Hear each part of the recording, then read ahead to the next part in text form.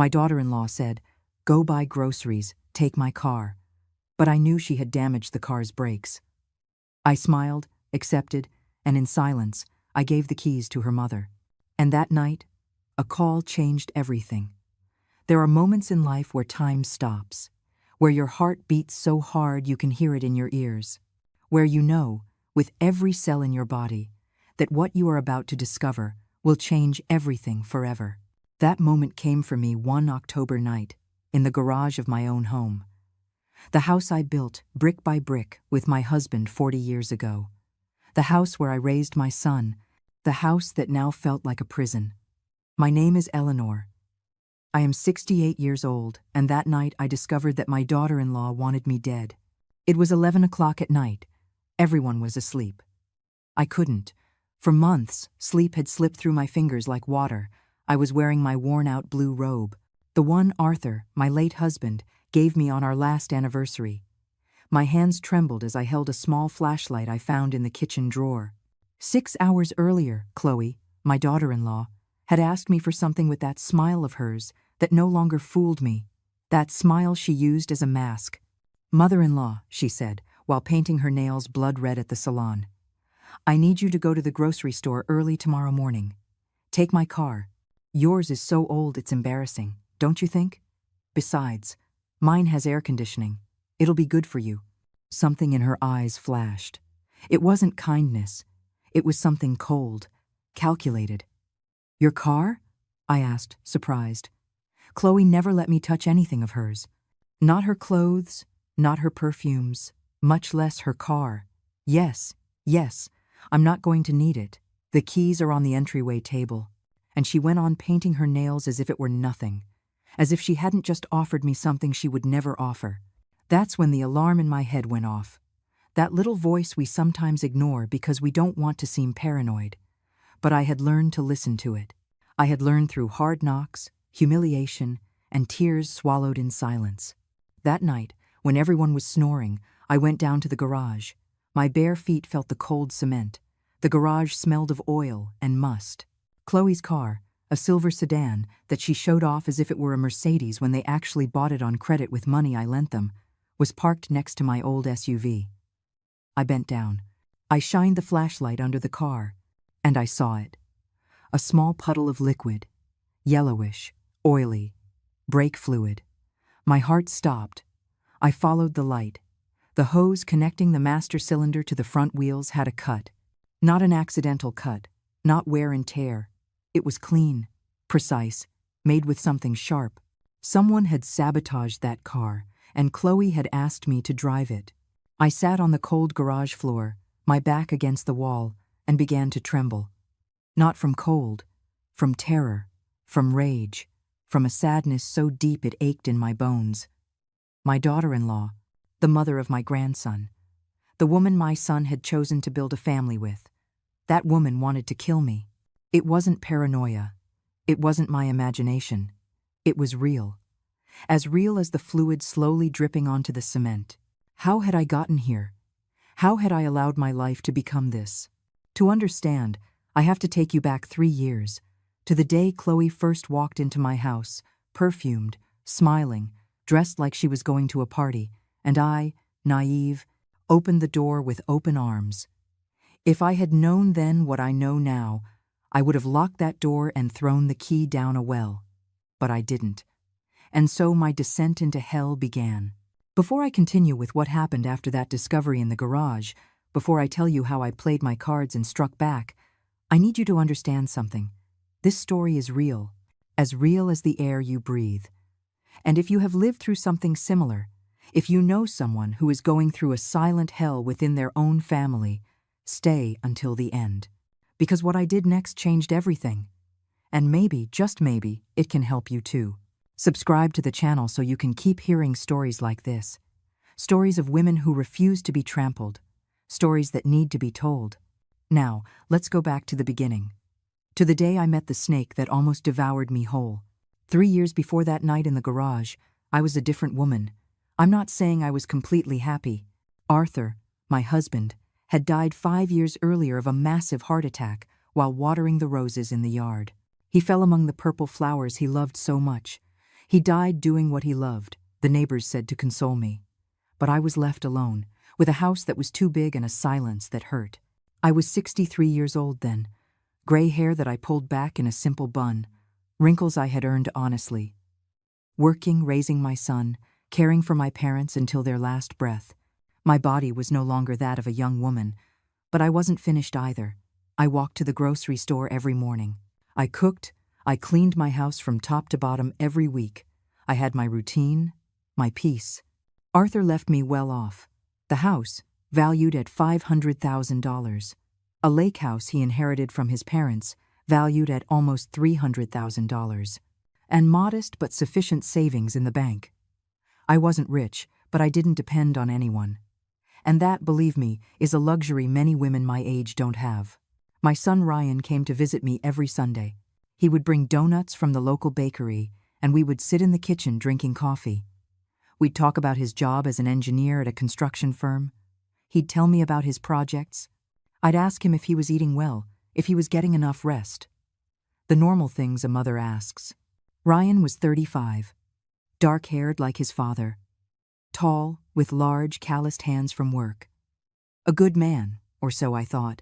One Sunday in March, he arrived differently. His eyes were shining, a smile that didn't fit on his face. "Mom," he said as I poured the coffee, "I met someone." My heart leaped with joy. Finally. I had been waiting for years for my son to find someone, to start his own family, to give me grandchildren. "Yes, tell me," I said, sitting across from him. "Her name is Chloe. She's 28. She works in marketing. Mom, she's incredible. I've never felt this way before." He said it with so much emotion that it was contagious. He talked about her for an hour, about how they met at the gym, about her laugh, how smart she was, how beautiful. "I want to bring her over next Sunday for you to meet. Is that okay?" "Of course, son. This is your house.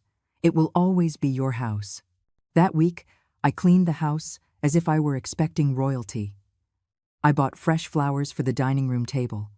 I made my signature pot roast, the dish I made best. I wanted to make a good impression. I wanted that girl to know that my son came from a decent family. The following Sunday, the doorbell rang at 2 o'clock in the afternoon. I opened the door, and there she was. Chloe was about 5'5", thin, too thin for my taste. The kind you can tell doesn't eat bread. Long, straight black hair with honey-colored highlights that shone in the sunday.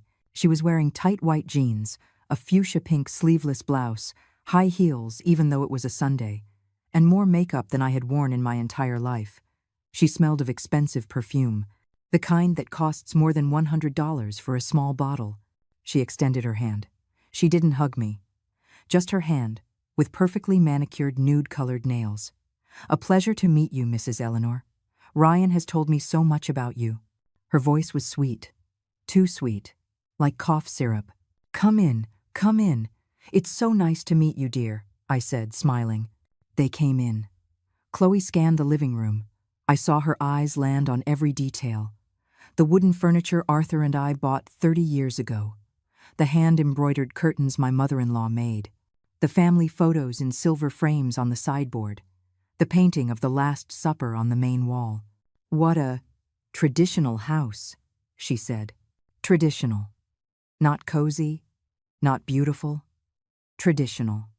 As if it were a dusty museum. "Thank you," I replied, not understanding if it was a compliment or not. During the meal, Chloe barely touched the pot roast. "It's a little heavy for me," she said, smiling. Ryan ate for both of them, praising my cooking as always. Chloe talked a lot. About her job at an advertising agency. About the important clients she managed. About the events she went to. She named clothing brands, restaurants, places I had never even heard of. At one point, while I was clearing the plates, I heard her say to Ryan in a low voice, but not that low, "Your mom must be lonely in this big house. Has she ever thought about selling it and buying something smaller?" My blood ran cold. But Ryan replied, "My mom loves this house. Her whole life is here." Of course, Chloe said. "I'm just saying, it must be a lot of work to maintain." When they left, Ryan hugged me at the door. What did you think? I should have told him the truth. That something about that girl I didn't like. That she seemed fake, calculating. But I saw his lovesick face, and I couldn't. If you're happy, Sohn, I'm happy. A lie. The first of many lies I would tell myself in the coming years. The following months, Ryan brought Chloe over more and more often. She remained polite, but her comments became sharper. Eleanor, don't you get tired of living alone in this huge house? Ryan told me your husband left you well off. So lucky, right? This area isn't what it used to be. There are much nicer neighborhoods now, and I, like a fool, would smile and say nothing. One day, I found her alone in my bedroom. She was looking at the photos on my nightstand. Were you looking for something? I asked from the doorway. She jumped. Oh, Eleanor, I got lost looking for the bathroom. What lovely photos. Is this the lake house Ryan talks about? How did she know about the lake house? Yes, I replied dryly. It must be worth a fortune. With the tourist area growing so much. She smiled and left my room. I couldn't sleep that night. Something was wrong. Very wrong. But I still didn't know to what extent. 6 months after meeting her, Ryan arrived with news. Mom, I asked Chloe to marry me, and she said yes. I should have cried with joy. Instead, I felt a weight in my stomach. Congratulations, son, I said, hugging him. But inside, a little voice was screaming at me. Be careful. Watch your son. Watch your house. I didn't listen to that voice. And that was my second big mistake. Because what came next was worse than I could have ever imagined. The wedding became my first great defeat. Chloe arrived at my house on a Tuesday afternoon, unannounced. She was carrying a thick binder full of papers, magazines, and a smile that no longer tried to hide her ambition. Eleanor, we need to talk about the wedding, she said, sitting in my living room as if she owned it. I was making lemonade. I dried my hands on my apron and sat across from her. Of course, dear. Tell me what you two have planned. She opened the binder.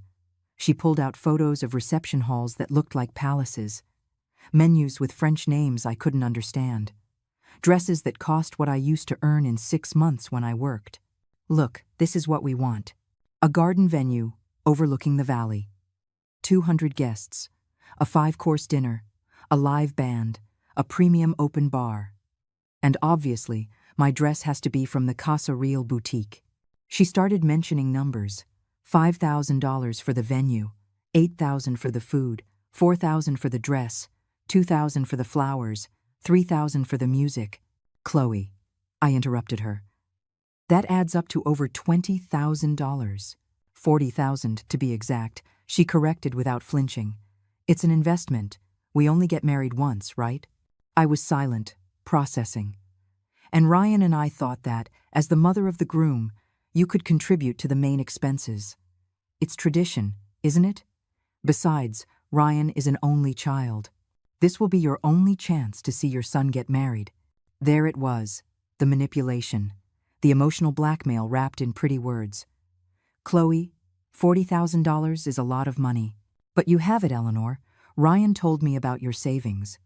We're not asking you to sell the house or anything, just to support us in this important moment. She leaned forward. Besides, think about the grandchildren. We'll give you grandchildren soon. Don't you want your son to have a beautiful memory of his wedding? She used my future grandchildren as a weapon. And it worked. Let me think about it, I said, my voice breaking. Of course, but we need to book the venue this week. If not, we'll lose it.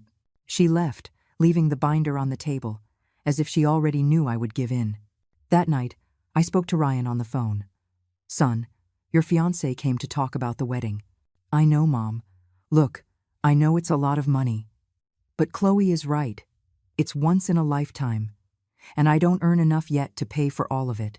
My savings are barely enough for a down payment on an apartment. You're already looking at apartments? Yeah. We want to be on our own soon. We can't live as freeloaders. Freeloaders.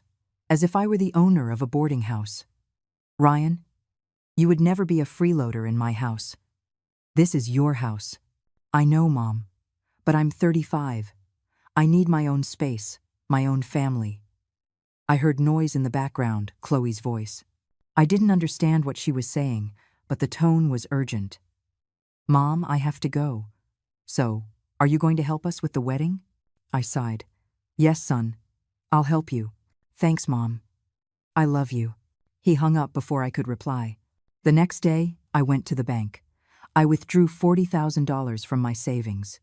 The money Arthur and I had saved with so much effort. The money that was my cushion for emergencies, for my old age. To not depend on anyone. I gave it to Chloe in an envelope. I expected a hug, a sincere thank you, something. What I got was, "Perfect, Eleanor. It was about time. We almost lost the venue." And she put the envelope in her Gucci bag without even opening it to check. The wedding was in June, in a beautiful garden, just as Chloe wanted. She looked radiant in her fitted white dress. Ryan, nervous but happy, in his gray suit. I wore a navy blue dress I bought on the clearance rack. I'd spent too much on the wedding. I wasn't going to spend more on my clothes. During the ceremony, I cried, but not from joy. I cried because I was watching my son promise his life to a woman who only saw numbers where there should have been love. I cried because I knew, deep in my heart, that this would end badly. At the reception, Chloe didn't introduce me to her family as my mother-in-law. She introduced me as Eleanor, Ryan's mom, as if I were an accessory, a secondary figure. Her mother, Maria, was a humble woman, short, dark-skinned, with hands rough from work. She cleaned houses for a living. You could tell she had made a huge effort to pay for her simple dress and shoes. "A pleasure, Mrs. Eleanor," she said with a genuine smile. "What a beautiful wedding, right? I couldn't contribute much, but my daughter looks happy, and that's what matters." I liked her immediately. She had humility. She had heart. Chloe barely spoke to her during the whole party. She sat her at a table in the back, far from the main table. Maria didn't complain. She just watched her daughter with a mix of pride and sadness. The wedding ended. The newlyweds went on their honeymoon to Cancun. 5 days at an all-inclusive hotel that, of course, also came out of my savings, although Ryan never asked me for it directly. Chloe mentioned it in passing. It would be nice to have a honeymoon, but oh well, with the wedding expenses. And I, like an idiot, transferred another $5,000 to her. When they returned, tanned and smiling, I received the news. Chloe was pregnant. "Mom, you're going to be a grandmother," Ryan told me, hugging me tightly. I should have felt pure joy. Instead, I felt fear, because 2 weeks later, Ryan came to my house alone. He sat at the kitchen table with a worried look. "Mom, I need to ask you a favor." My stomach tightened. "Of course, son, tell me." "Chloe is pregnant. Her apartment is very small, and with the baby on the way.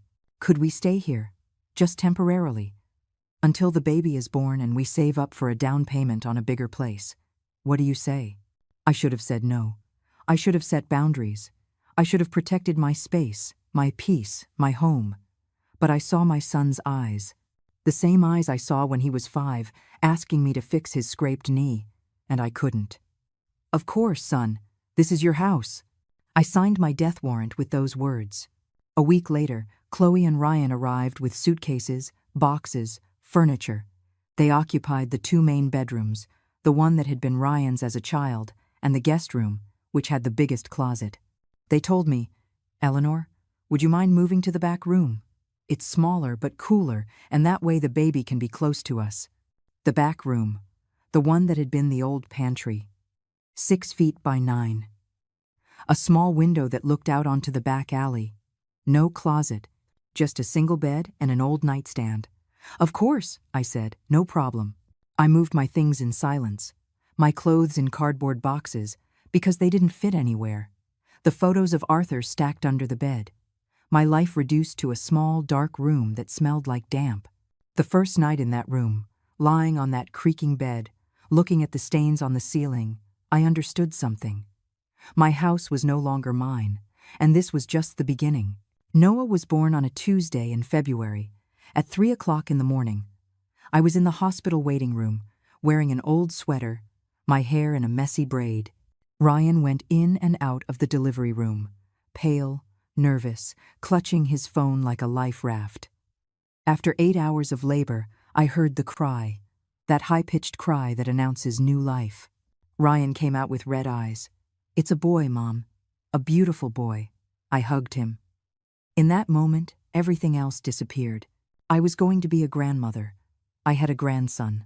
They let me go in to see them. Chloe was in the bed, sweaty, disheveled, but with that triumphant smile of someone who has just won something important. She was holding a small bundle, wrapped in a blue blanket. "Come, Eleanor, meet Noah." I got closer. I saw that tiny, wrinkled, red face, the little closed eyes, the clenched fists. My heart melted. "Hello, my love," I whispered. "Welcome to the world." Chloe put him in my arms. He weighed almost nothing. He smelled like baby powder and miracles. "You're going to help me a lot with him, right, Eleanor?" Chloe said in a tired voice. "Because I know nothing about babies. And Ryan works all day." I should have heard the alarm in those words. But I was hypnotized, looking at my grandson. "Of course, dear. That's what I'm here for." I didn't know I had just signed a contract for slavery. The first few days were beautiful. Noah cried, ate, slept. I helped with what I could. Warming bottles, washing his little clothes, rocking the baby when Chloe needed to rest. But the honeymoon lasted 1 week. One night, Noah wouldn't stop crying. It was 2 o'clock in the morning. I was in my little back room, trying to sleep, when I heard knocking on my door. "Eleanor, Eleanor, wake up." I opened it. Chloe was standing there in pink satin pajamas, with the crying baby in her arms and an expression of fury. "He won't stop crying. I can't take it anymore. You have experience.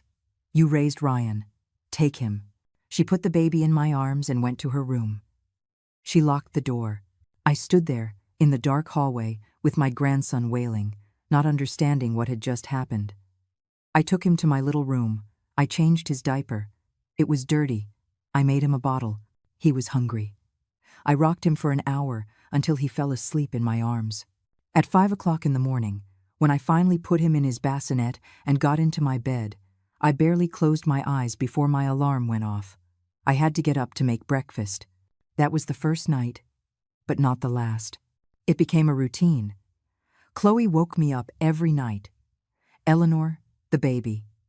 And I, like an automaton, would get up, changing diapers, preparing bottles, rocking, washing mountains of baby clothes that never ended, sterilizing bottles, cleaning the baby's room, which Chloe would mess up and never pick up.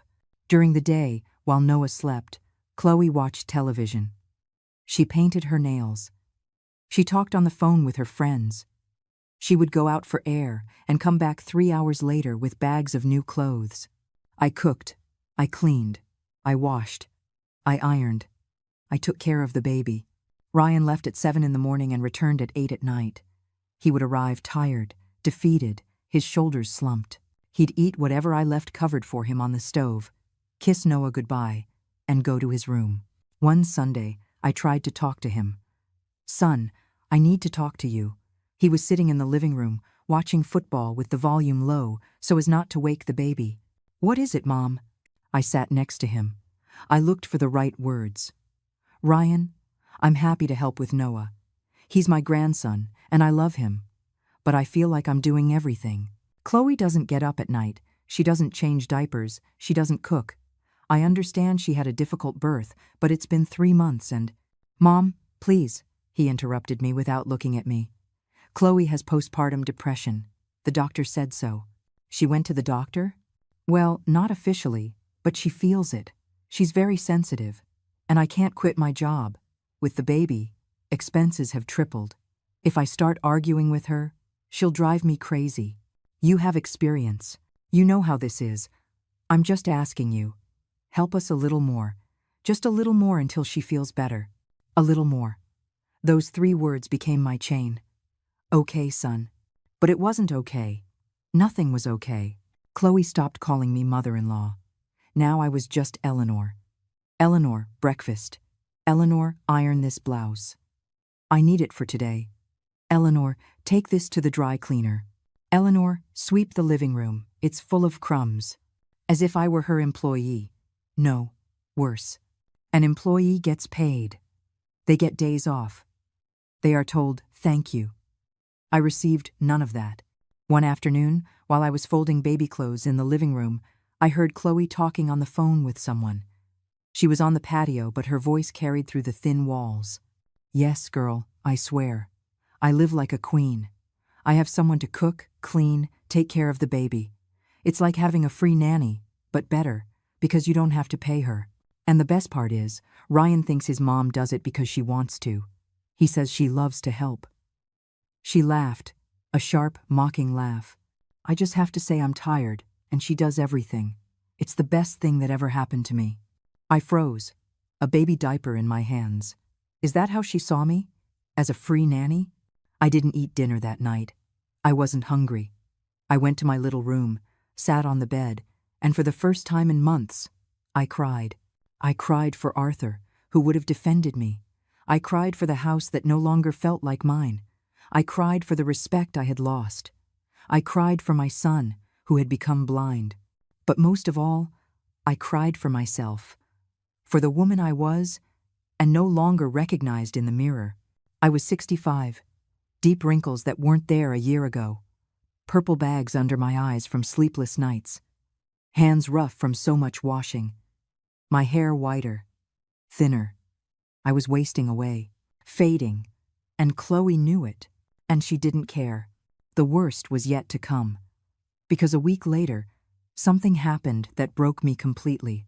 There are humiliations that hurt in the moment, and there are humiliations that scar you forever. Mine arrived on a Saturday in July.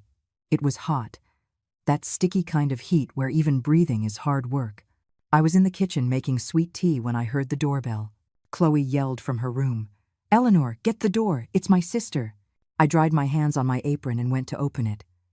Jessica, Chloe's sister, was a younger, more put-together version of her. 22 years old, bleached blonde hair, false eyelashes, ripped jeans that probably cost more than my entire month's wardrobe. "Hi," she said without smiling, chewing gum. She walked in without waiting for an invitation. "Come in," I said to the empty air, because she was already inside. Chloe came down the stairs. She was wearing a short white dress, heels, perfect makeup, as if she were going to a party and not staying home on a Saturday afternoon. Sister. They hugged as if they hadn't seen each other in years, when Jessica had been there just last week. Ryan was in the living room playing with Noah on the floor. The baby was laughing as his dad made funny faces. The sisters sat on the sofa. I went back to the kitchen, but I could hear everything from there. The door was open, and they were talking loudly, as if I didn't exist. Or worse, as if it didn't matter if I heard. "So, how are things?" Jessica asked. Good, good. We're settling in here," Chloe replied. "And your mother-in-law? Doesn't it drive you crazy living with her?" Silence. A heavy silence that made me stop the knife I was using to cut lemons. "Look," Chloe said in a casual voice. "It's complicated, but in the end, it works. Come on, I'll introduce you properly." I heard footsteps. My heart was racing. I came out of the kitchen, wiping my hands on my apron. Chloe pointed at me as if I were a piece of furniture. "Sister, this is Eleanor. She lives here because she has nowhere else to go. We give her food and shelter. She helps us with the house and the baby." She paused, smiled. "Although, honestly, she's kind of a burden now. But, well, Ryan is just too nice and doesn't want to leave her all alone." The world stopped. I had nowhere to go. She helps us? This was my house, the house I built with my husband, the house I paid for, brick by brick, the house where I was hosting them. I looked at Ryan. He was right there, 15 feet away. He heard everything. I waited. I waited for him to stand up, to defend his mother, to put his wife in her place. But Ryan just lowered his gaze. He clutched Noah to his chest, and he said nothing. Nothing. Jessica looked at me with fake pity. Wow, it's a good thing my sister is so generous. Not everyone would put up with living with their mother-in-law, right? I couldn't speak. I had a lump in my throat, the size of a fist. Chloe laughed. "Well, it is what it is. Come on, sis. I'll show you the nursery I decorated." They went upstairs. Their laughter echoed through the house. My house. I stood in the middle of the living room. Ryan was still on the floor with Noah. He wouldn't look at me. Son, I said, my voice trembling. Mom, please, not now. Not now? Did you hear what your wife said? He stood up, holding the baby. He finally looked at me. His eyes were tired, empty. Mom, Chloe didn't mean it like that. She was just talking. Don't be so sensitive. Sensitive? Sensitive? She said, I'm a burden, that you give me shelter in my own home. Mom, lower your voice. You're going to scare the baby. He started walking toward the stairs. We'll talk later, okay? I just don't have the energy for drama right now. Drama. My pain was drama to him. He left. He left me standing there. Alone. I went to my little back room. I closed the door. I sat on the bed and covered my mouth with both hands so I wouldn't scream. For the first time in my life, I felt hatred. Real hatred. Boiling in my veins. I didn't come out for dinner that night. Chloe didn't even ask for me. Jessica stayed late. I heard their laughter, their music, the clinking of wine glasses. At 11 o'clock at night, when everything was quiet, I came out. I was thirsty. I needed water. I passed by Chloe and Ryan's room. The door was ajar. I heard Ryan's voice. Was it necessary to say that in front of your sister? Say what? Chloe sounded bored. The stuff about my mom. That she's a burden. Oh, Ryan, don't exaggerate. It was a joke. It didn't sound like a joke. Well, your mom is just too delicate. Everything offends her. Besides, it's true. She's not young anymore. She doesn't contribute anything. She just uses water, electricity, food. She's my mother, Chloe. And I'm your wife, the mother of your child. Who are you going to prioritize? Silence. Exactly, she continued. Look, I'm not saying kick her out, but you can't defend her all the time either. She needs to understand her place here.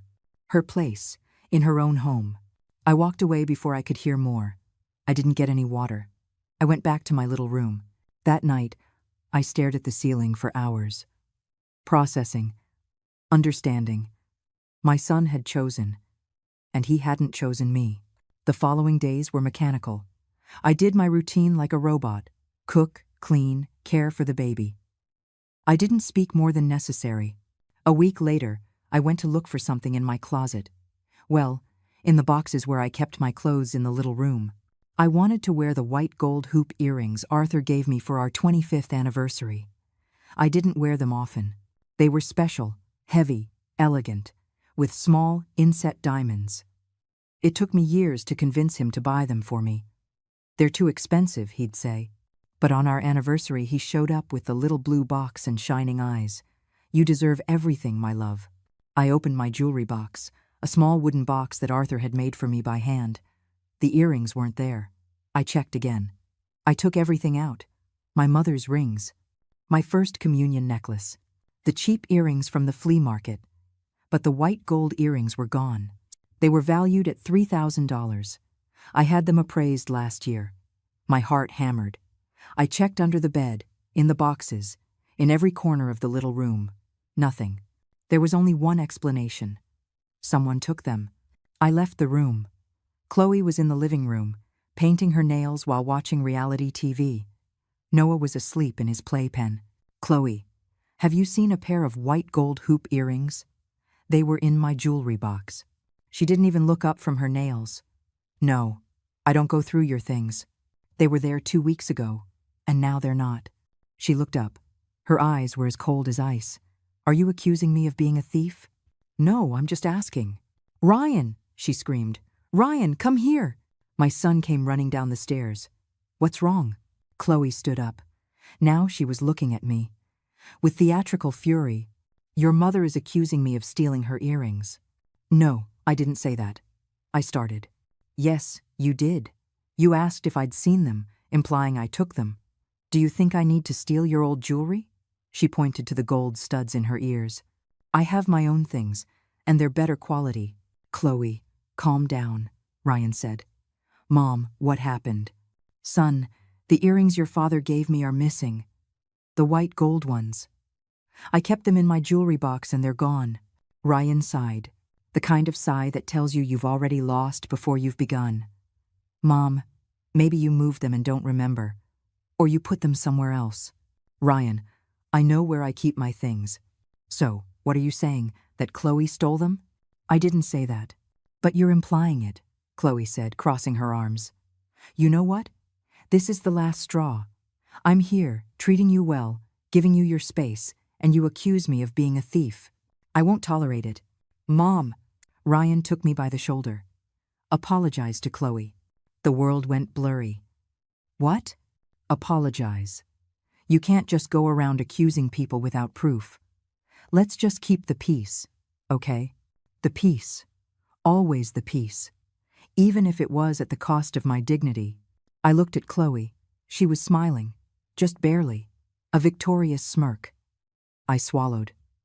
I'm sorry, Chloe. I didn't mean to imply anything. You'd better be, she replied. And she went back to painting her nails. I went up to my little room. I closed the door. I sat on the floor. And something inside me died that day. The submissive Eleanor. The tolerant Eleanor. The trusting Eleanor. That woman died. And in her place, something new was born. Something quiet. Something dangerous. A woman who had nothing left to lose. The months passed like murky water. Thick. Heavy. I continued my zombie routine. Wake up at 6. Make breakfast. Care for Noah. Clean. Cook. Wash. Go to bed late. Sleep little. Repeat. Chloe treated me worse every day. She didn't even bother to hide it. Eleanor, this is cold. Make it again. Eleanor, you ironed this shirt wrong. Are you blind or what? Eleanor, the baby smells. Didn't you bathe him today? And I stayed silent. I obeyed. Like a trained dog. Ryan was barely around. He left before dawn and returned after Noah was already asleep. On weekends, he locked himself in his room with the excuse of backlogged work. My son was hiding. From me. From reality. From his own cowardice. One Tuesday in November, Noah had a fever. Nothing serious, but he was crying nonstop.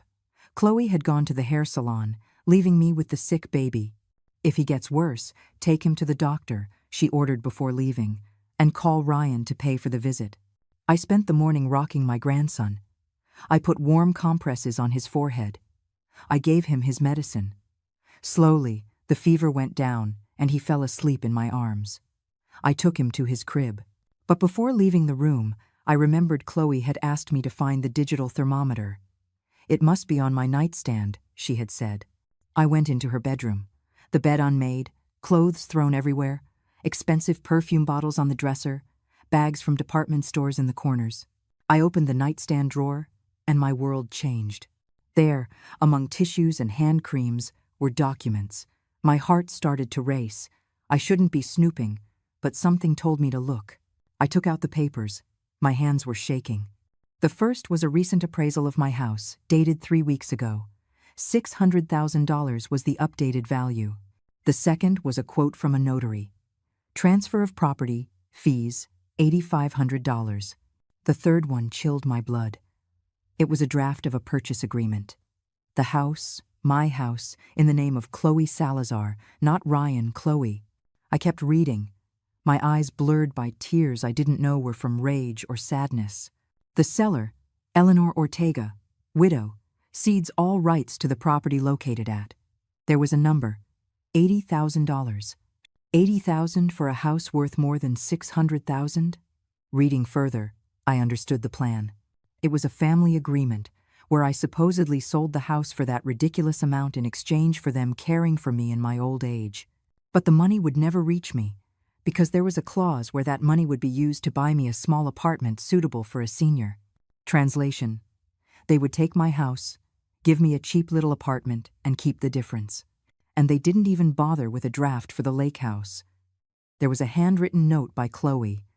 Lake house, sell directly after. Valued at $280,000. Find direct buyer to avoid taxes. I felt the floor move beneath my feet. I took out my phone. With trembling hands, I photographed every document, every page, every note. I put everything back exactly as it was. I closed the drawer. I left the room. I went to my little room. I sat on the bed. I looked at the photos on my phone again and again. It wasn't paranoia. It wasn't my imagination. Chloe wanted to steal everything from me. My house, my land, my inheritance. And the worst part, Ryan had to know. Because these documents don't just make themselves. You have to go to the notary. Order appraisals. Sign quotes. My son was in on the plan. Or he was so cowardly that he was letting his wife do whatever she wanted. I don't know which of those two options hurt more. That night, when Ryan got home from work, I waited for him in the kitchen. Chloe was upstairs bathing Noah. Son, we need to talk. Mom, I'm tired. Can it wait? No, it can't wait. He sat across from me with a look of annoyance, as if I were a pending task. Ryan, are you planning to stay here forever? He hesitated.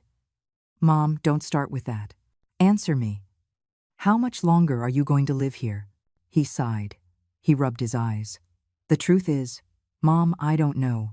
Apartments are so expensive. With the baby, expenses are high. We're saving, but… And what about this house? What about it? It's too big for me alone, don't you think? He looked up. His eyes lit up with something. Hope? Relief? Well, yeah, Chloe and I have been thinking about that. This house is too big for one person. And with the maintenance costs, the electricity, the water, he leaned forward. Mom, we were thinking that maybe it would be a good idea for you to sell it. There it was, with no anesthetic. Sell it? Yeah. And with that money, you could buy a small apartment. Something comfortable, no stairs, safer for you. And whatever is left over, you could invest it or save it for your old age. We could get our own place, too. It would be good for everyone. He spoke quickly, as if he had rehearsed it, as if they were Chloe's words coming out of his mouth. And what would you two do? We'd look for our own house, or a bigger apartment. I don't know, we haven't decided yet. Liar, cowardly liar. I see, I said with a calm voice. Too calm. And when were you planning on telling me this? I'm telling you now, Mom. It's not an order. It's just a suggestion for you to think about. I smiled, a smile that didn't reach my eyes. I'll think about it, son. He relaxed. Thanks, Mom. I knew you'd understand. He got up and went upstairs. I stayed sitting in the kitchen. The kitchen where I had prepared thousands of meals for him, where I had patched up his scraped knees when he was a boy, where we celebrated his birthdays, his graduations, his triumphs. And now he was asking me to leave. I didn't sleep that night. I stared at the ceiling. I thought. I calculated. I planned. Because something inside me broke that night. The forgiving Eleanor, the trusting Eleanor, the Eleanor who put her family above all else, that woman died. And in her place, a woman was born who had learned the hardest lesson. When they take everything from you, the only thing you have left is cunning. And I, who had been a fool for 3 years, was ready to stop being one. Chloe and Ryan wanted to play dirty. Perfect. I would show them how the game is played when an old woman decides she has nothing left to lose. Because they made one mistake. One fatal mistake. They underestimated the old woman. The next day, I woke up different. No more submission, no more silence, no more being an idiot. But I wasn't going to confront them directly either. That would be a mistake. Chloe was a professional manipulator. Ryan was under her control. If I confronted them, they would make me out to be the bitter mother-in-law, the crazy old woman, the one causing problems. No, I had to be smart. I had breakfast with them as if nothing was wrong. I smiled. I poured the coffee. I gave Noah his breakfast while Chloe checked her phone and Ryan read the paper. Did you think about what we talked about yesterday, Mom? Ryan asked, without looking up from the paper. Yes, son. It seems reasonable. Let me find out some things first. Apartment prices, things like that. Chloe looked up from her phone. She looked at me with barely concealed surprise. Seriously, Eleanor? It's good you're seeing this with maturity. A change will do you good. I smiled. Yes, dear, you're right. I almost choked on my own falsehood. But it worked. Chloe went back to her phone satisfied. I waited for them both to leave. Ryan to work. Chloe to her yoga class that she never missed. I was left alone with Noah. I put him in his playpen with his toys and took out my phone. I looked for a number I hadn't dialed in years.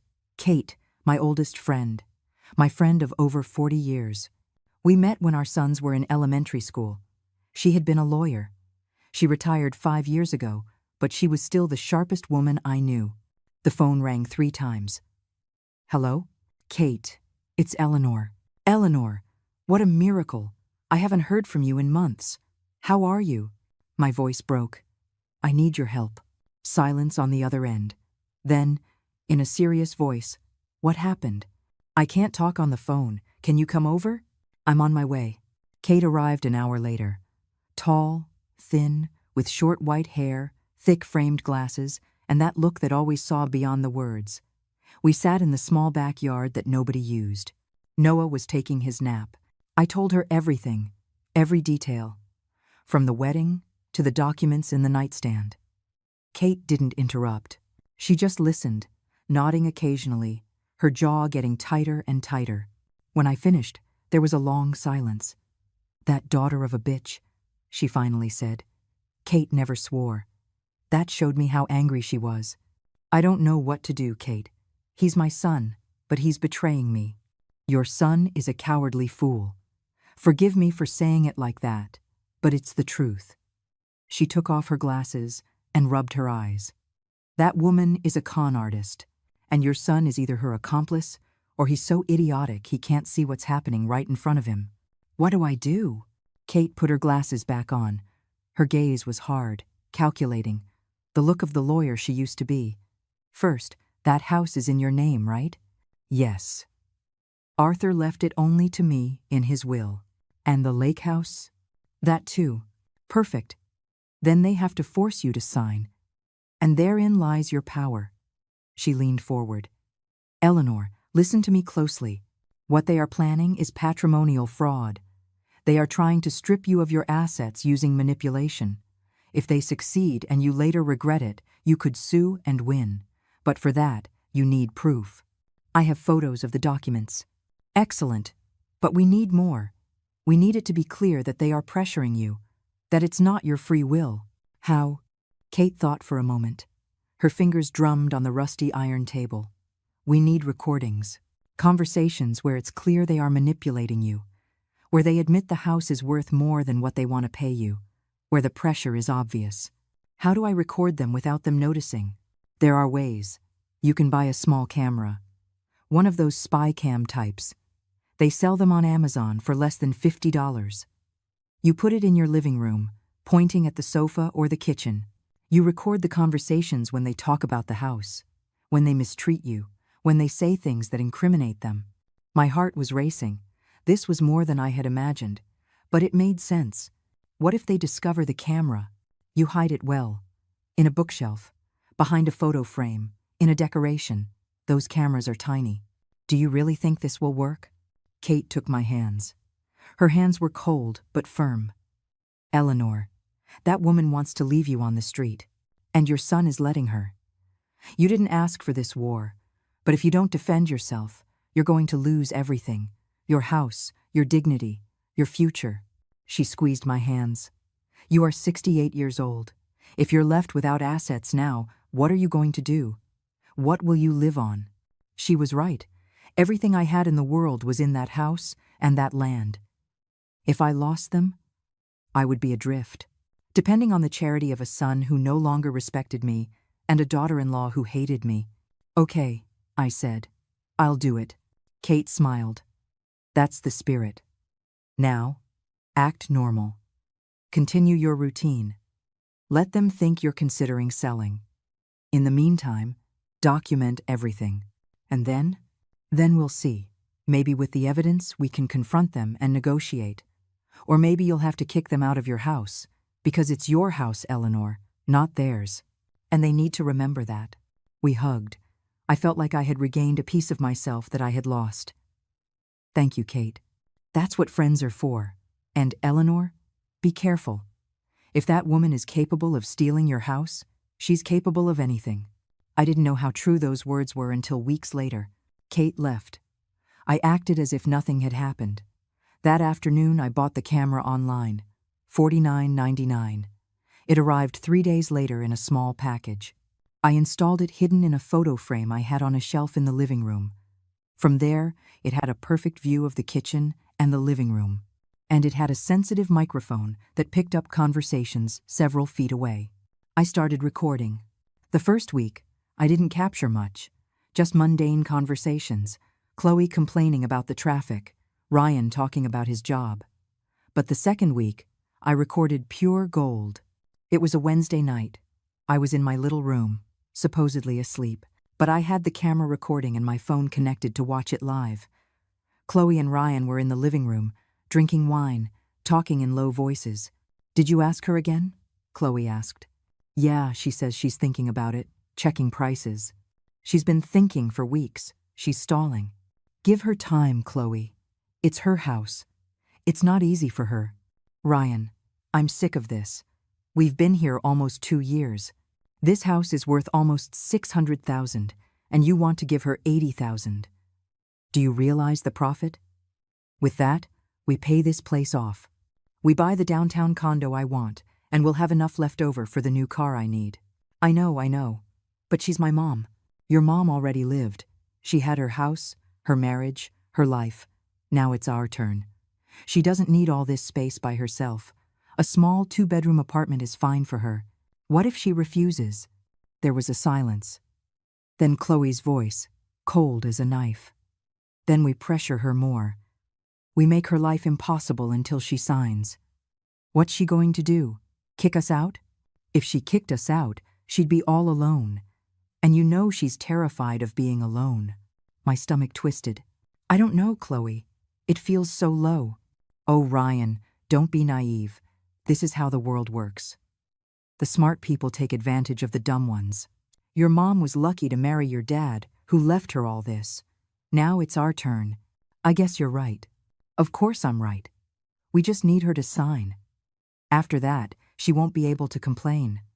The transfer will be legal. And if she regrets it, what's she going to do? Sue us? With what money? She doesn't have enough for a lawyer." They laughed. Both of them. I turned off my phone. My hands were shaking so much I almost dropped it. I had them confessing their plan, admitting they wanted to scam me. The next morning, I sent the video to Kate. She called me an hour later. "Eleanor, this is perfect. With this, we can prove intent to defraud. If this goes to court, you win." But she paused. "Be very careful. That woman is dangerous, and we don't know how far she's willing to go." I should have listened to her. I should have been more careful. Because what Chloe planned next almost cost me my life. 2 more weeks passed. I kept recording, acting normal, smiling when I had to, staying silent when they insulted me. But inside, something had changed. I wasn't the same. Chloe noticed I wasn't budging on the house. Every time Ryan brought it up, I'd say, "I'm still looking, give me more time." And that was making her desperate. I started to notice strange things. Chloe was going out more often. Sometimes she'd come back with shopping bags. Other times, she'd arrive smelling like cigarettes, even though she didn't smoke. One afternoon, 3 days before the incident in the garage, I overheard a conversation that chilled my blood. I was in my little room. They were in the living room. The camera was recording everything.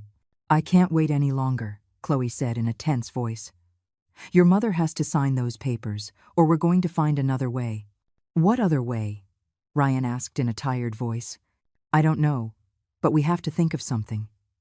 We've been living here for 2 years. 2 years of putting up with her, and now that we're about to get what we want, she's playing hard to get. Chloe, give her time. I'll convince her." "Time? We've lost enough time." There was a silence. Then she continued in a lower voice. "We need her to feel vulnerable, to understand that she needs us, that without us, she'd be lost." "What are you proposing?" "We'll see. But something has to happen to make her understand." I didn't hear any more. My heart was beating too loudly. Something has to happen?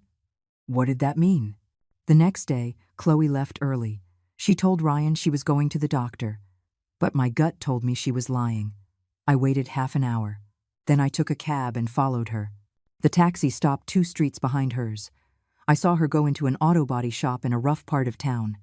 It wasn't the garage where they always took the car. It was a small, dirty place with rusty gates. Chloe went inside. She spoke to a man. I couldn't hear what they were saying, but I saw her take money out of her purse. Cash. A lot of it. I counted it later in my mind.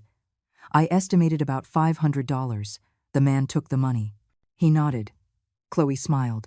10 minutes later, she left. She drove off in her car. I stayed there, in the cab, with a bad feeling burning in my stomach. Back home, lady? The driver asked. Yes, home. I didn't sleep that night. I went over what I had seen. Why did Chloe pay off a shady mechanic? What did she ask him to do? 2 days later, a Thursday, it happened. I was in the kitchen preparing lunch. Chloe came down the stairs. She was wearing a yellow dress, heels, perfect makeup, as if she were going to a party. Eleanor, she said with a strange smile, I need you to do me a favor. What do you need? Tomorrow morning, I need you to go to the grocery store. We're out of everything, and we need to shop for the week. Okay, I'll go in the morning. No, wait.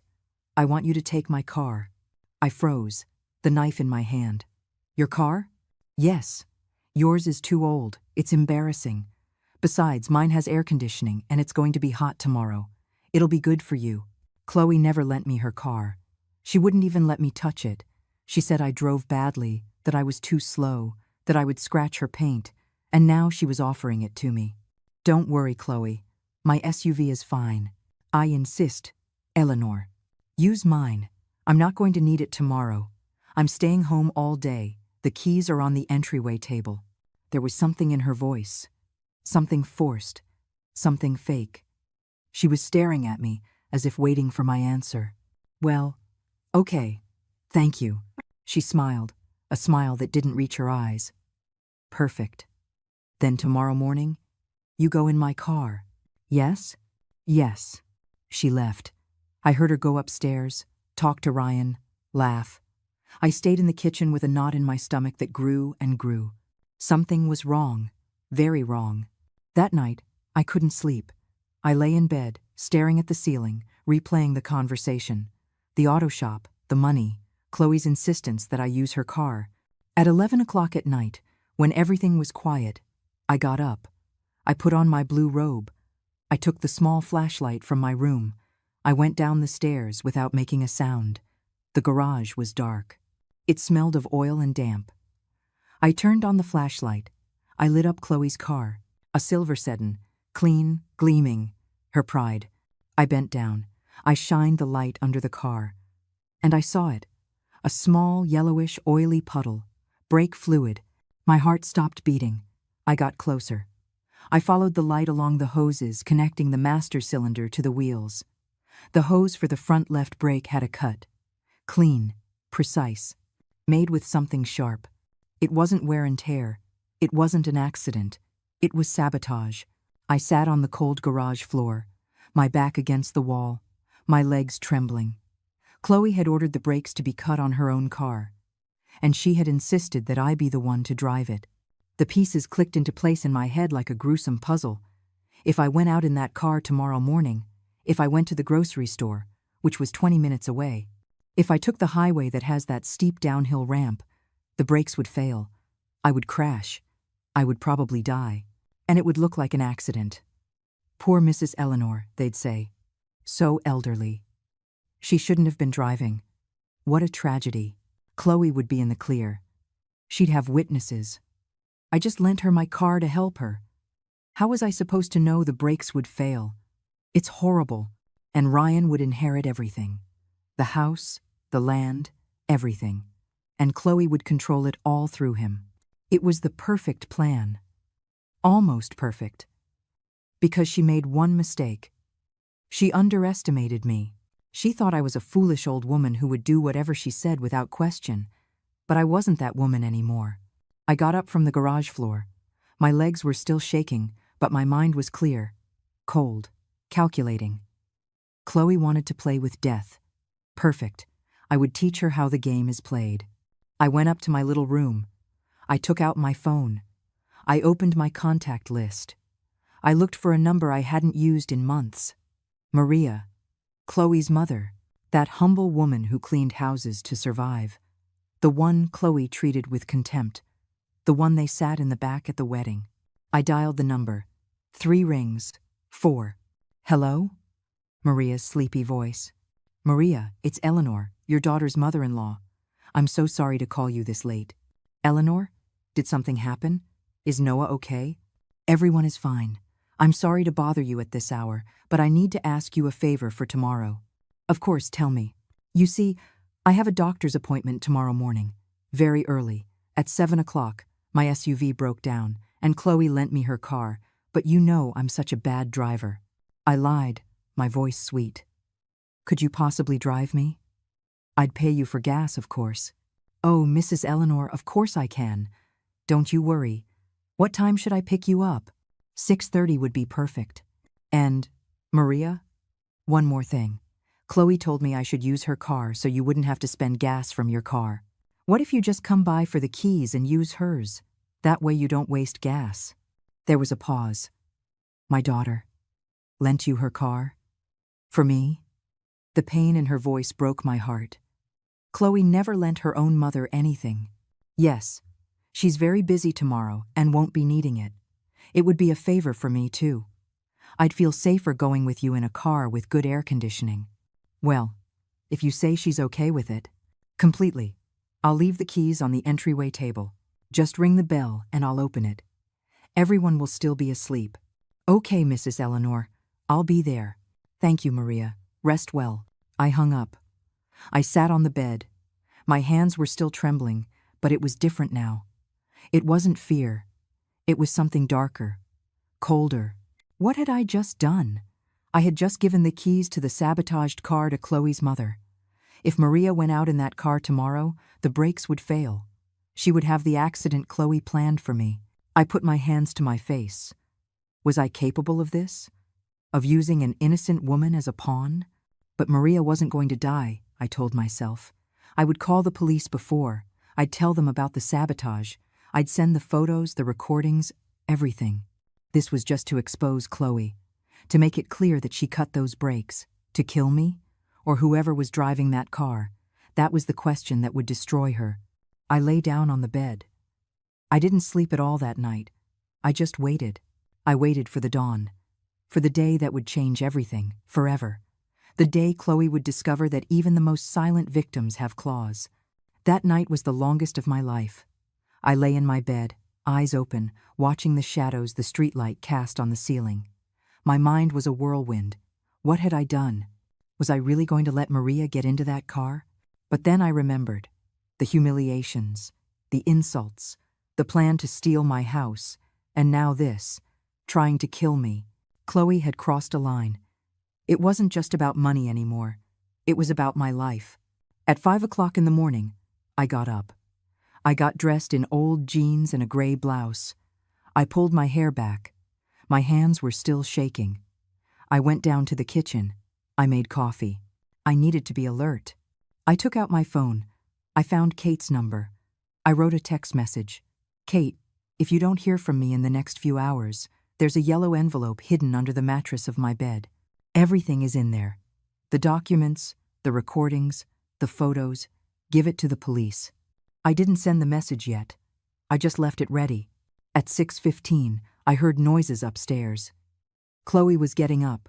My heart was pounding like a drum. I heard her footsteps on the stairs. She came into the kitchen. She was wearing a pink satin robe, hair down.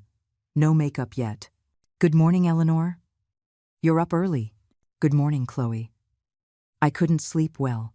Ah. She poured herself coffee. Are you going to the store now? Yes, in a little bit. In my car, right? Her eyes were drilling into me, looking for something. Suspicion? Doubt? Yes. Thank you for lending it to me. She smiled. You're welcome. Drive safe. Those streets are dangerous in the morning. The cynicism in her voice made me nauseous. I will. She left. She went back up to her room. At 6:30 exactly, the doorbell rang. I peeked through the window. It was Maria. She had arrived in her old car, an old white Toyota Corolla full of dents. I opened the door before she could ring again. Good morning, Maria, I whispered. Good morning, Mrs. Eleanor. She was wearing a knitted sweater, polyester pants, comfortable shoes. The tired face of someone who has worked her whole life. I handed her the keys to Chloe's car. Here they are. The car is in the garage. Thank you so much for doing this. Maria took the keys as if they were gold. Her eyes lit up. Did my daughter really say I could use her car? I lied. Directly.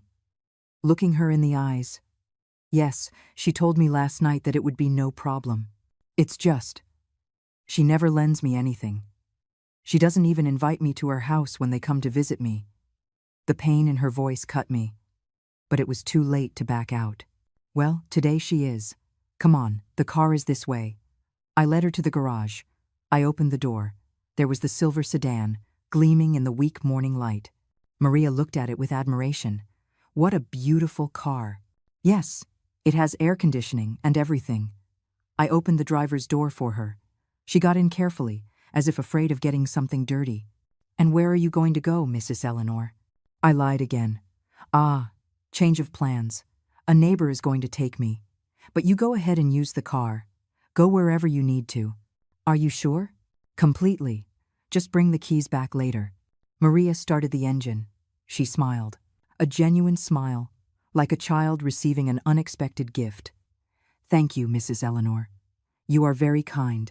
She backed out of the garage slowly, with extreme care. I watched her drive down the street, and then I broke. I stood in the empty garage, my hands over my mouth. What had I done? I had just sent an innocent woman out in a car with cut brakes. I ran into the house. I grabbed my phone. I dialed 911. What is your emergency? My voice came out trembling. I need to report vehicle sabotage. There is a car driving right now with cut brake lines. There could be an accident. Ma'am, calm down. What is the location? I gave them my address. The description of the car. I told them it had just left. Do you know who cut the brakes? Yes. It was my daughter-in-law. I have proof, photos, recordings, everything. Your name? Eleanor. But please, send a patrol car. Stop that car before something happens. We've already dispatched a unit, ma'am. Stay on the line. I didn't. I hung up. I sent the message to Kate. I added, call the police. Tell them to go to my house. I have to confess everything. Then I called Kate directly. She answered on the second ring. Eleanor, what's happening? I told her. Everything. Between sobs, between gasping breaths. Oh my God, Kate said. Eleanor, calm down. You did the right thing by calling the police. Now stay where you are. I'm on my way. But before I could answer, I heard screaming from upstairs. Where are the keys to my car? Chloe. She ran down the stairs, hair wild, eyes wide. Eleanor, where are the keys to my car? I gave them to your mother. She froze, pale. What? Your mom came to pick me up to take me to the doctor. I gave her your car keys, like you told me to. I never said that. It was for you to use. Her voice was pure hysteria, real panic. Why are you so upset, Chloe? It's just a car. No, no, no. She put her hands to her head. I have to call her. I have to stop her. She pulled out her phone. She dialed. She put it on speakerphone without realizing it. Hello? Maria's voice sounded calm. Happy, even. Mom, where are you? I'm in your car, honey. It's so beautiful. Eleanor lent it to me. I'm on my way to. Pull the car over, now! What? Why? The brakes. The car has a problem with the brakes. There was a silence. Then Maria's voice, not so calm anymore. What are you saying? Pull over, Mom. Use the emergency brake. Don't use the pedal. And then we heard it. A scream. The sound of tires screeching. The metallic crash of an impact. And then, silence. The phone was still connected. We could hear the stuck horn. People screaming in the distance. Chloe stood frozen. The phone fell from her hand. Ryan ran down the stairs. What happened? What was that screaming? Chloe couldn't speak. She just stared at the phone on the floor. I picked it up. I spoke, my voice clear. Maria, can you hear me? Nothing. Just the horn, and sirens approaching. I turned to look at Chloe. Her eyes were full of tears, of horror. "You cut the brakes," I said. It wasn't a question, it was a statement. "You cut them to kill me. But your mother got in the car." Ryan looked at me, not understanding. "What are you talking about? Ask your wife why she took her car to a garage in the industrial park 3 days ago. Ask her how much money she paid the mechanic. Ask her why she insisted so much that I use her car today." Chloe collapsed onto the sofa. She was crying, screaming. "No, it wasn't for her. It was for you. It was supposed to be you." The silence was absolute. Ryan looked at her as if she were a stranger. "What did you say?" Chloe realized what she had just confessed. She covered her mouth. But it was too late. At that moment, the police arrived. 2 patrol cars, 4 officers. They pounded on the door. "Police, open up!" I opened it for them. "I'm the one who called." "Are you Eleanor?" "Yes. We need to speak with everyone present. There was a car accident, and we have a report of intentional sabotage." I pointed at Chloe. She cut the brakes. "I have proof." The next few minutes were chaos. The police asking questions. Chloe screaming that it was all a misunderstanding. Ryan in absolute shock, unable to form a word. My phone rang. An unknown number. "Hello? Are you a relative of Maria? I'm her daughter's mother-in-law. There's been an accident. She's being transported to General Hospital. Her condition is critical." My legs gave out. I sat on the floor. Critical. Maria was in critical condition. Because of me. The hospital smelled of disinfectant and desperation. I was sitting in a hard plastic chair in the waiting room. My hands were shaking. My head was spinning. The police had asked us all to go to the hospital. Chloe was in a patrol car, handcuffed, crying hysterically. Ryan was in another, without handcuffs, but with the lost gaze of someone whose life has just fallen apart. I went with Kate, who had arrived just as they were putting us in the police cars. "I'll take her," she told the officers, showing her retired attorney ID. "She's my client." In the car, Kate didn't judge me. She just held my hand. "You did what you had to do to survive," she said. But I didn't feel like a survivor. I felt like a murderer. We had been waiting for 2 hours. The doctors didn't come out. There was no news. Ryan was sitting at the other end of the room. He wouldn't look at me. He wouldn't look at anyone. His eyes were just fixed on the floor. Chloe was in a separate room with 2 officers guarding her. A doctor finally came out. His eyes were tired behind his fogged-up glasses. "Family of Maria?" I stood up. "Ryan, too. I'm her daughter's mother-in-law," I said, my voice broken. "And you?" "I'm her daughter's husband," Ryan replied. The doctor sighed. "Mrs. Maria suffered severe head trauma, fractured ribs, and internal bleeding. She is in surgery right now. Her condition is critical. The next few hours are decisive." I felt like I was suffocating. "Is she going to live?" "We don't know yet. We're doing everything we can." He left us with the heaviest silence in the world. I sat down again. Tears ran down my cheeks, and I couldn't stop them. Kate hugged me. "It's not your fault, Eleanor." But it was. I had given her the keys. I had sent her in that car. Even though my intention was to expose Chloe, even though I had called the police, I had gambled with a human life, and now Maria was dying because of my revenge. A detective arrived an hour later. His name was Martinez, a man in his 50s with a gray mustache and a penetrating gaze. "Mrs. Eleanor, I need your statement." He took me to a small room. Kate came with me. I told him everything. From the beginning, the wedding, the humiliations, the plan to steal my house, the auto shop, the keys given to Maria. I showed him the photos of the documents, the recordings, everything. The detective listened without interrupting. He took notes. When I finished, he said, "Why didn't you call the police when you discovered the sabotage?" That was the question that was destroying me. Why? Because I wanted to expose my daughter-in-law. I wanted it to be clear that she did it, I thought. I thought if Chloe's mother got in the car and something happened, but I called the police before, you would have direct proof. Not just my photos, but a crime in progress. But you put Mrs. Maria's life at risk. I know. The tears returned. I know, and I regret it every second. I called 911 as soon as the car left. I thought they would stop it in time. I wasn't thinking clearly anymore. After 3 years of abuse, of humiliation, of them trying to kill me, I just wanted justice. The detective closed his notebook. I understand. But I need you to understand that your actions will have legal consequences. You endangered another person, even if it was to expose a crime. Are you going to arrest me? The district attorney will decide that. For now, stay available. Don't leave the city. He left. Kate took my hand. We're going to fight this, Eleanor. You are the victim here.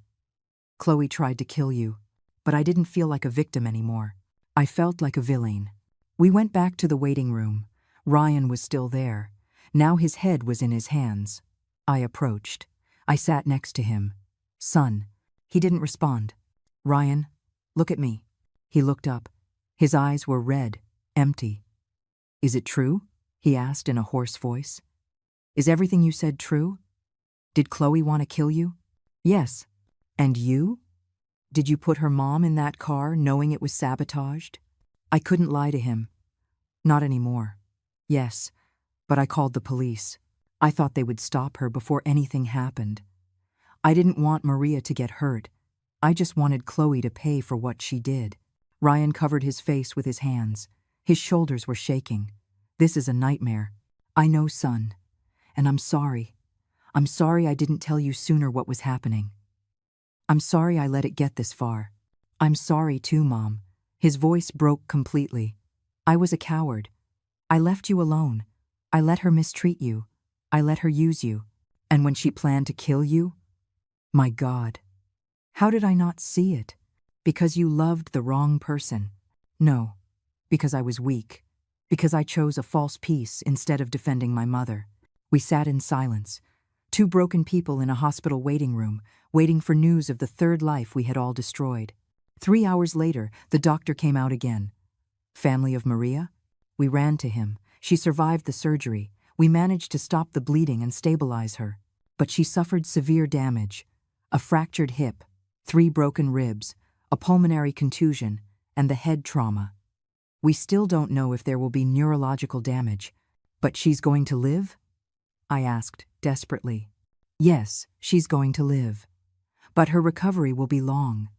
Months of physical therapy, possibly permanent after effects. I collapsed into a chair.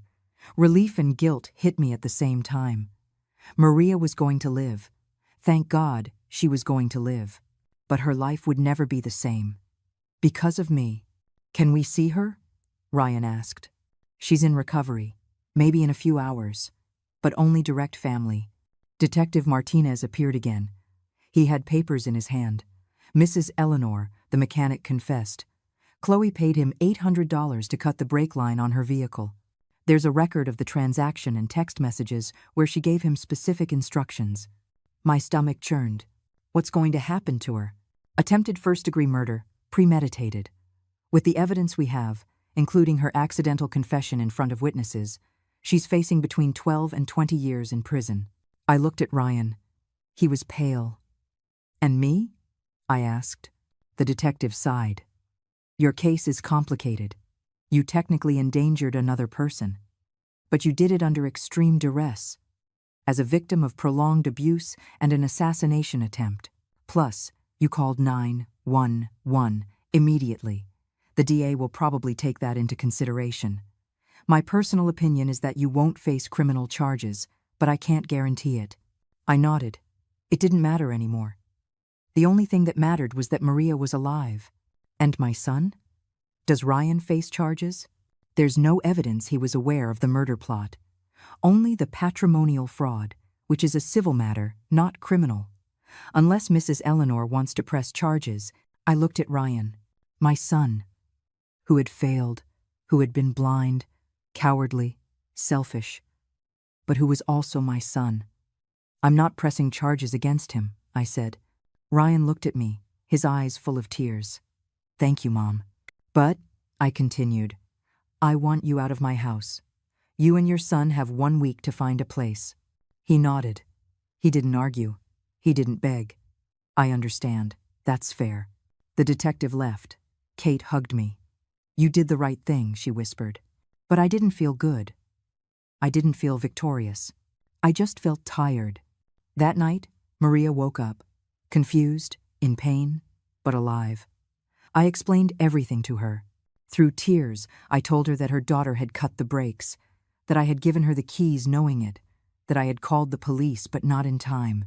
I expected her to hate me, to scream at me, to blame me. Instead, Maria took my hand with her bandaged one. "You saved my life," she said in a weak voice. "No, I almost got you killed. My daughter cut those brakes, not you. My daughter planned a murder. Not you. You just turned the tables." She closed her eyes. "I know what kind of person Chloe is. I always knew. But I didn't want to accept it. She was my daughter. I'm so sorry, Maria." "Me too." A tear ran down her cheek. "Please, take care of my grandson. Noah isn't to blame for any of this. I will, I promise." And with that promise, something in me began to heal. The following days were blurry, like walking underwater. Chloe was transferred from the hospital to jail, no bail. The prosecutor argued she was a danger to society. Attempted, premeditated murder. The evidence was overwhelming. I visited Maria every day in the hospital. I brought her homemade food, chicken soup, sweet bread, things she could eat with her broken ribs. We talked. About everything and nothing. About her life cleaning houses. About how she raised Chloe alone after her father abandoned them. About how Chloe always wanted more. Always chased money and status. Always ashamed of her humble origins.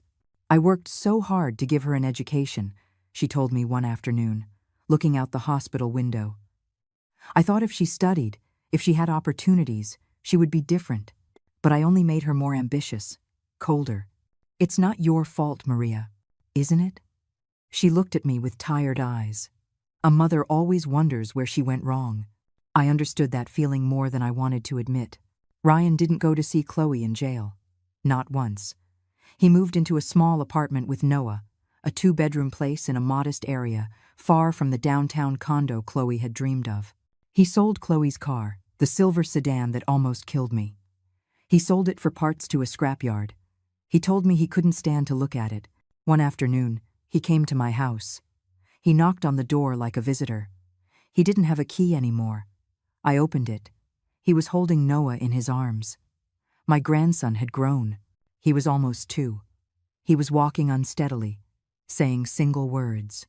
"Mom, can we talk?" I let them in. I made coffee. Noah played in the living room with some wooden blocks that Arthur had made for Ryan 30 years ago. We sat at the kitchen table, the same table where we had shared thousands of breakfasts when he was a boy. Ryan couldn't look me in the eye. "Mom, I came to ask for your forgiveness." "Ryan." "No, let me say it. Please." He looked up. His eyes were red, swollen from crying so much. "I was a coward. I failed you in every way possible.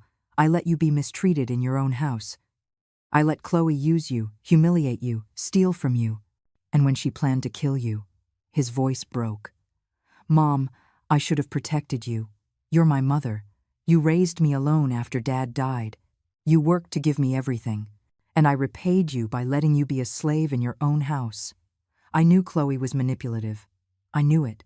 But it was easier not to see. It was easier to let her do whatever she wanted to keep the peace. And you paid the price. Son, I don't deserve your forgiveness. But I needed to tell you. I needed you to know that I finally see it.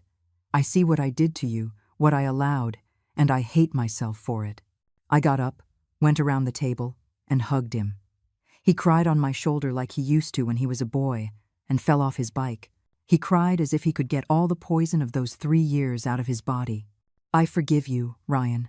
You shouldn't, but I do, because you're my son, and because recognizing your mistakes is the first step to being better."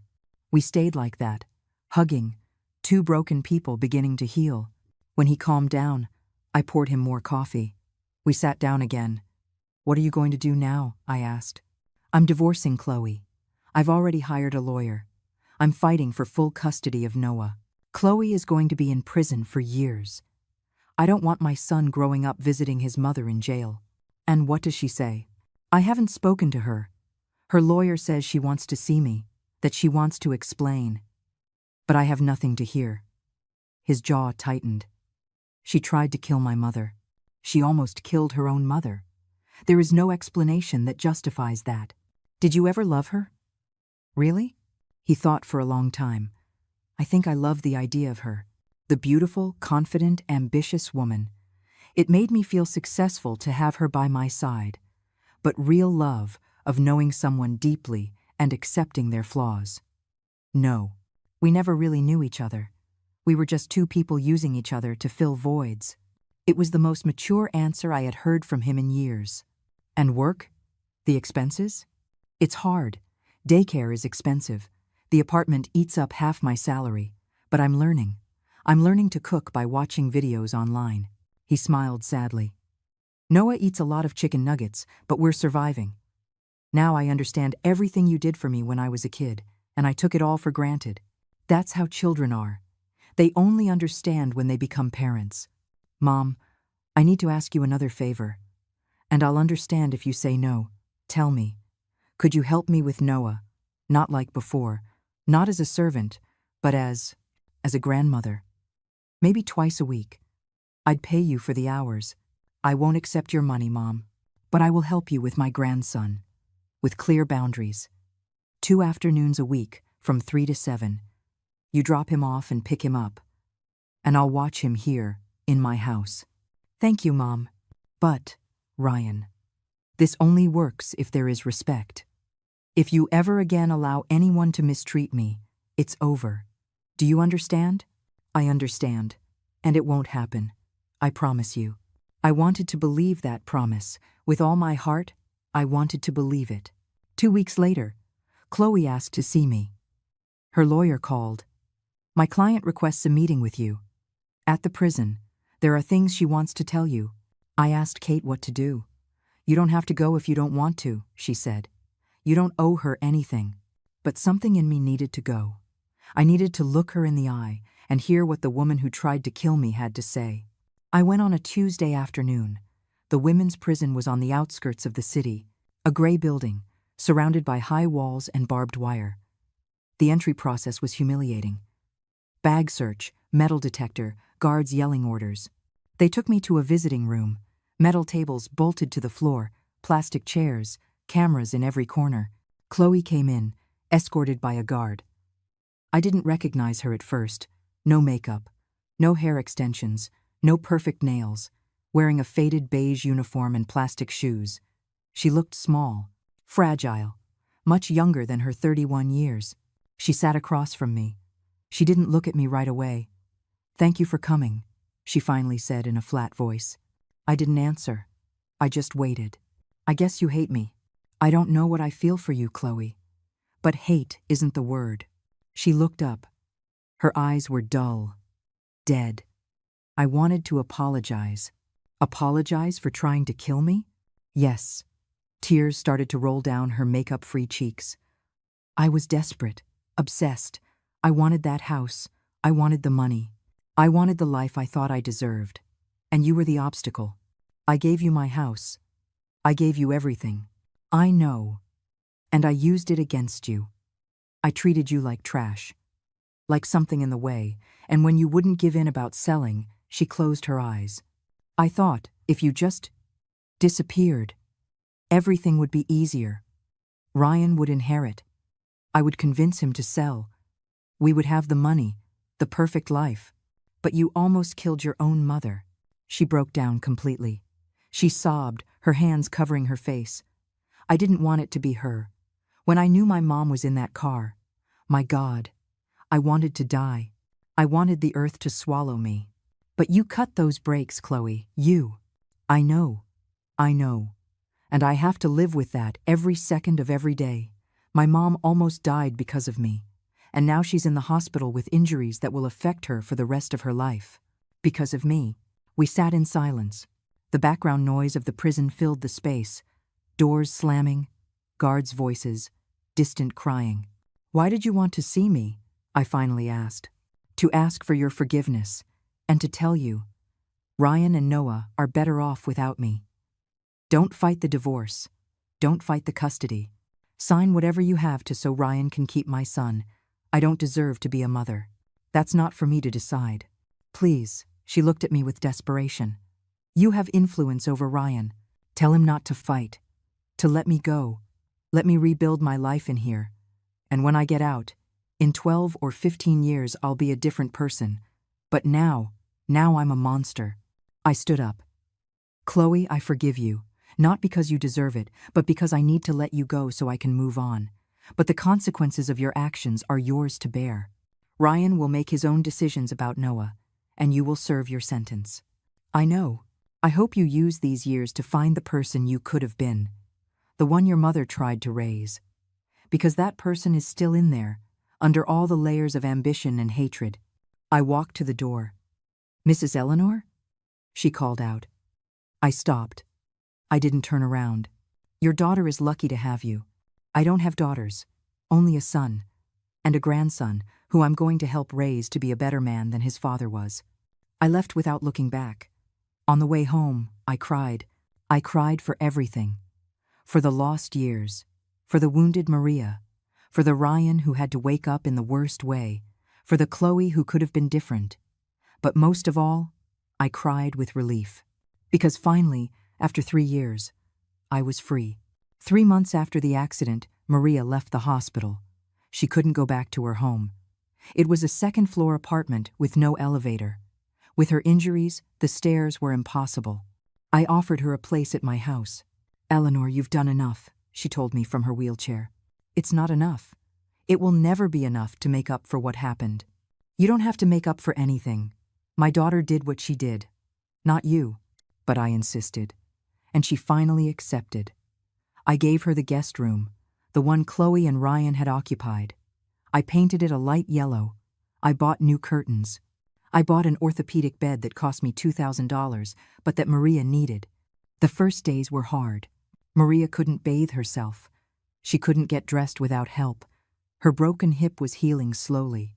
I hired a nurse to come 3 times a week. With my money, the money Chloe had wanted to steal from me. Maria would cry sometimes at night. I could hear her from my room. She cried for her daughter, for her grandson, whom she barely saw, for her body, which no longer responded as it used to. One night, I went into her room. I sat on the edge of her bed. Do you want to talk? There's nothing to say. I'm just sad. You have a right to be. My daughter is going to be in prison for 12 years. My grandson will grow up without a mother. And I'm going to have a limp forever. The doctors say I'll need a cane for the rest of my life. I took her hand. Maria, I know nothing I say will change what happened, but I want you to know that you're not alone. I'm going to take care of you. And together, we're going to take care of Noah. Why are you so good to me? After everything? Because we are both mothers who loved people who failed us. And because we deserve a second chance to do things right. She cried in my arms that night, and something between us healed. Ryan brought Noah over twice a week, as we agreed. But soon it became 3 times, then 4. Mom, can I leave him on Saturday too?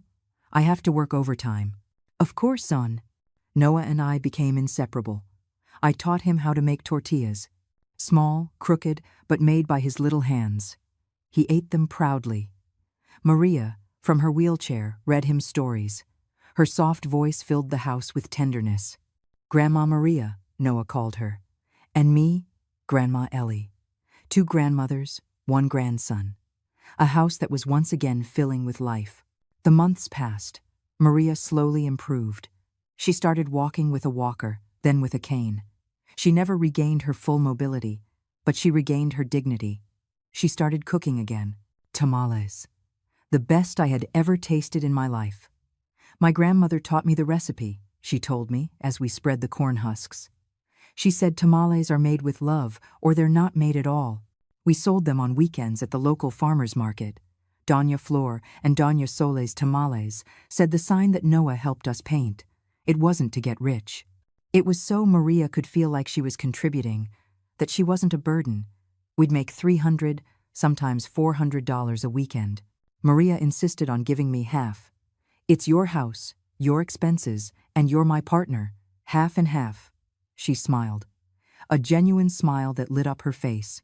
A year after the accident, Ryan came with news. "Mom, I met someone." My stomach tensed. "Oh?" "Her name is Patricia. She's a kindergarten teacher. At Noah's school, she's different from Chloe. She's humble, kind, and she wants to meet you." "Did you tell her everything?" "Everything. I told her about Chloe, about what happened, about how I failed as a son. And she didn't run away. She said everyone deserves a second chance.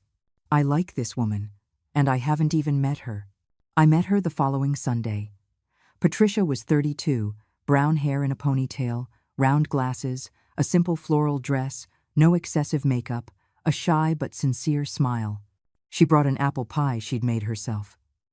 "Mrs. Eleanor, thank you so much for having me. Ryan has told me so much about you.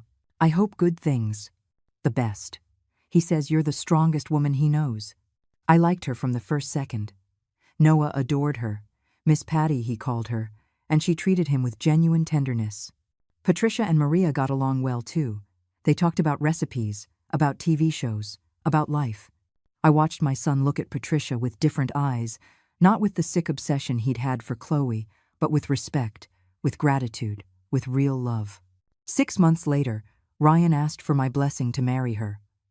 "Mom, I'm not going to make the same mistakes. This time will be different." "How do you know?" "Because Patricia already knows you. She knows who I am, my flaws, my past, and she accepts me. But most of all, because I learned that real love isn't control, it's respect. And I respect Patricia, and she respects me. Then you have my blessing, son." They got married in a small ceremony. In my backyard. Just close family. Patricia wore a simple white dress that cost $300. Maria and I arranged the flowers. We served tamales. There were no luxuries, but there was real love. And that was worth more than all the gold in the world. Noah was the ring bearer, 3 years old already. Serious, focused, carrying the pillow with the rings as if he were carrying the most valuable treasure. When Ryan and Patricia kissed, we all cried. With joy, this time. Ryan didn't ask me to move. He didn't ask me to sell anything. He and Patricia stayed in their small apartment. "It's our space," he told me.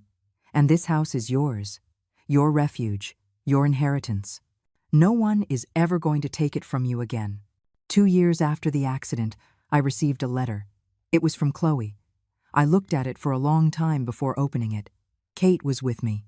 "You don't have to read it if you don't want to," she said. But I opened it. The letter said, "Mrs. Eleanor, I don't expect you to answer this letter. I just need you to know that I have used these 2 years to think, to face who I was and who I want to be. I'm in therapy here in prison. They diagnosed me with narcissistic personality disorder. It's not an excuse for what I did, but it explains why I couldn't see beyond myself, why I used everyone, why I almost destroyed everything. I found out from my lawyer that you are caring for my mother, that you gave her your home, that you pay her medical bills. I have no words to thank you. I also found out that Noah is well, that Ryan married a good woman, that my son has grandmothers who love him. I'm not going to ask to see Noah. Not for now. He's better off without me. Maybe when he's older, when he can understand, Ryan will decide to tell him the truth. And if he wants to meet me then, I'll be ready. A better version of me. You taught me something my mother tried to teach me my whole life, but I didn't want to listen. True wealth isn't in what you own, but in who you are when no one is looking. Thank you for forgiving me when I didn't deserve it. Chloe." I folded the letter. I put it in an envelope. I didn't throw it away. But I didn't answer it either. Some forgiveness is given. Other forgiveness is simply held in silence. 3 years after the accident, on an October afternoon, I was sitting in my backyard. I was 71 years old now. My hair was completely white, more wrinkles, but more peace. Noah was playing with a new tricycle. Patricia was watering the roses. Maria was knitting a sweater in her rocking chair, her cane leaning against it. Ryan was grilling. My house smelled like home again. Canella, the dog I adopted 2 years ago, was sleeping at my feet. A rescued German shepherd someone had abandoned, just as I was almost abandoned. I looked at it all. I processed it all. I had lost 3 years of my life at the hands of people who didn't value me. But I got back my dignity, my house, my peace. And I found a new family in unexpected places. Maria, who arrived as a victim and stayed as a sister. Patricia, who arrived with humility and filled the spaces Chloe left empty. Noah, who reminded me every day why it's worth continuing. And Ryan, my son, who had to fall to the very bottom to learn how to climb back up. "Mom," Ryan called. "The food is ready." "I'm coming, son." I stood up. My knees protested a little, age taking its toll, but I was alive. I was free. I was in my home. That night, after dinner, when everyone had gone and Maria was asleep in her room, I went out to the yard. The roses Arthur had planted were still blooming, vibrant survivors, like me. I looked at the stars. I whispered to the wind, "I made it, my love." They wanted to destroy us. But we're still here. The house is still standing, and so am I. A warm breeze brushed my face, as if Arthur had answered. I smiled. Epilogue. 3 years later. Noah is 6 years old now. He's in 1st grade. He gets good grades. He plays soccer on Saturdays. Every Friday, he sleeps over at my house. Maria and I make him cheese quesadillas, which he devours in seconds. He loves it when I tell him stories. Not my story. He's still too little to understand. But stories of his grandfather Arthur. About how we built this house. How we planted every tree in the yard. "Someday, this house will be yours," I tell him. "Really, Grandma Ellie? Really. But you have to promise me something." "What?" "That you will always value it. That you'll never forget that houses aren't just walls. They are memories. They are love. They are the people who live in them." I promise, and I believe him. Ryan and Patricia have a baby girl now. Her name is Kate, after my friend. She's 6 months old. She's beautiful. Chloe has served her 4th part of her sentence. 8 more years to go. She sometimes writes to Ryan. He doesn't answer all of them, but some he does, politely, without resentment. "She's my son's mother," he told me when I asked why he kept in contact. Noah deserves to know that I tried to do things right with her, that I gave her the chance to change. My son has grown up. Finally. Maria and I still sell tamales. Not out of necessity anymore, but because we like it, because it makes us feel useful, because the people at the market know us and greet us with affection. "Here come the doñas," the vendors shout, and we smile. A month ago, a young woman approached me at the market. Her eyes were red from crying. "Excuse me, ma'am, are you Eleanor?" "Yes, dear. How can I help you?" "I read your story online. Someone shared it in a women's group about how your daughter-in-law tried to take your house, how you survived. And I'm going through something similar. My son-in-law treats me horribly, and I don't know what to do. I thought I was just coming here to die, but you survived." I hugged her, right there in the middle of the market, as vendors and shoppers went on their way. "Look, dear, the first thing you need to know is that your house is yours. No one, absolutely no one, has the right to take it from you. The second thing is, you have to be smart, document everything, get help, don't stay silent."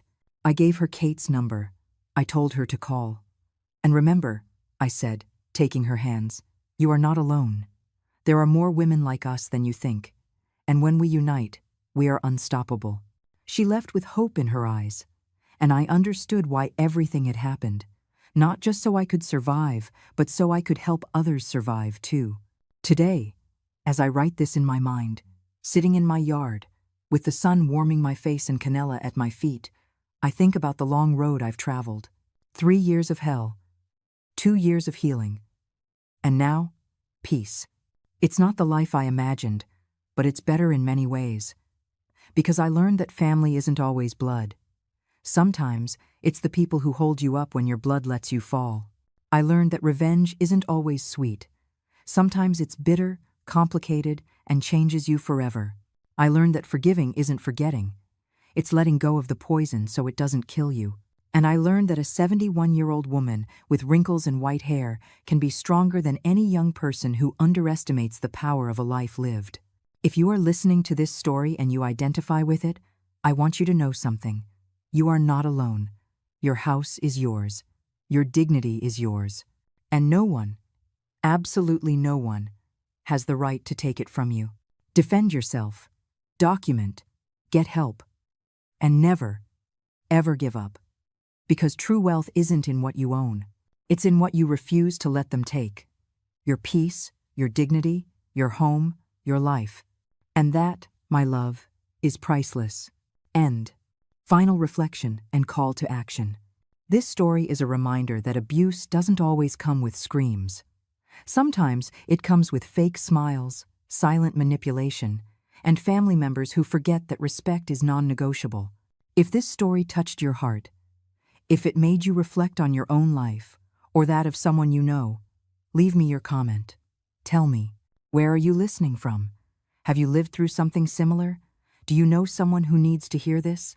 Give this video a like so it can reach more people who need to know they are not alone. And subscribe to the channel to keep hearing stories of women who refuse to be trampled.